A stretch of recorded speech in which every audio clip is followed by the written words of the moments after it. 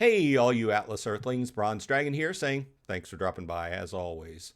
Well, if you've spent any time lately hanging out in any of the Atlas Earth communities, whether it's the official Reddit, on Discord, or heck, even on my channel in the comments section or on my live stream on Sunday afternoons, you'll know that there's one question that gets asked every single week without fail, sometimes multiple times a week and multiple times in one live stream. And that is, hey, when are landmarks coming out?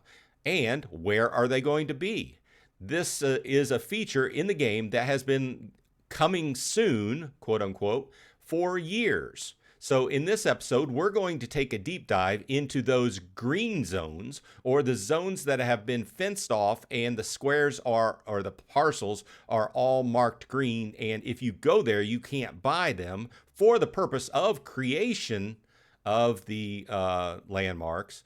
And we're going to take a look at also the new auction system that is going to go live with when they do, so we can be able to get the landmarks.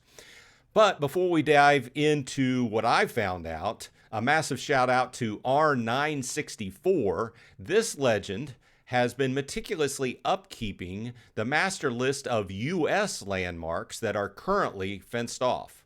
Without the community members like Arn, we'd all be flying blind.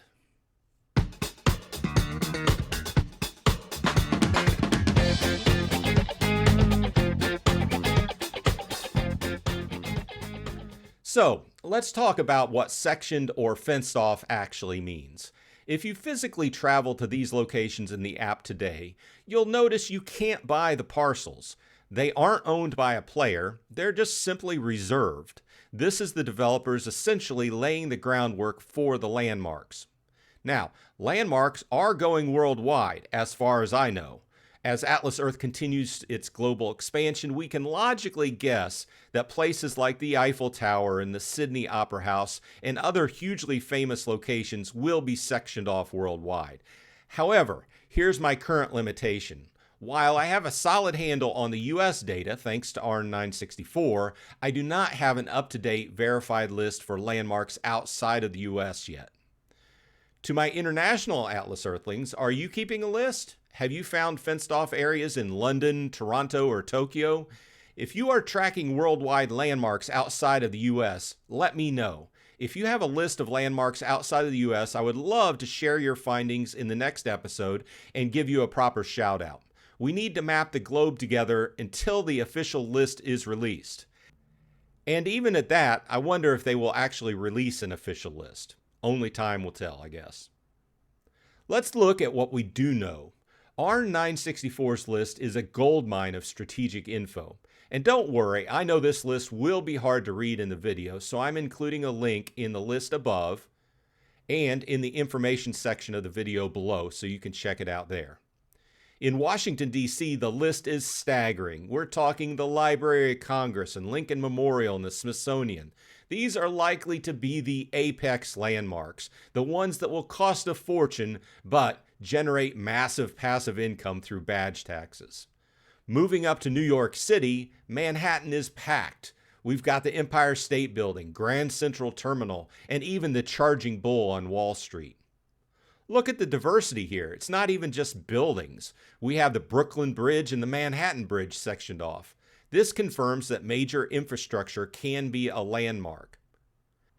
And for my sports fans, Fenway Park in Boston, Camden Yards in Baltimore. If you're a local legend or a mayor in these cities, these are the crown jewels you'll need to be watching. Now, let's address the how. The developers have confirmed that a new auction system will be put in place when the landmarks go live. When landmarks finally go live, it won't be a first-come, first-served land grab. It's going to be a bidding war. And here's the kicker. It might not just be straight-up Atlas bucks. There are strong indications that a new bidding mechanic, potentially a new currency or a token system, will be introduced for these auctions. While the full details haven't been released yet, the theory is that players will need to bid these tokens to earn the right to purchase a landmark or some variation of this, sort of like on bidding websites. Why do this? Well, it prevents the whales from going hog wild and snapping up every single landmark in the first few minutes, frankly. It adds a layer of strategy as well, as I'm sure that the game will earn more money off of that, however they set it up as well. The question is, do you go all in on one or two major landmarks, or do you spread your bids out over smaller landmarks all around the place, like the world's largest truck stop in Iowa, which, yes, is on the list? One thing I can tell you is when the details are released, I'll be right here with a dedicated episode giving them all to you. Okay, so what's the play for today?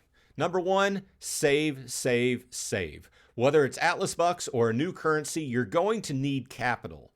If you've been thinking about a massive land buy, you might want to hold a portion of that back for the first landmark auctions. Number two, scout your local green zones. Use R964's list. I'll have the link in the description, and go physically check the map in your area. If you see a greened out area that isn't on the list, let Arn know.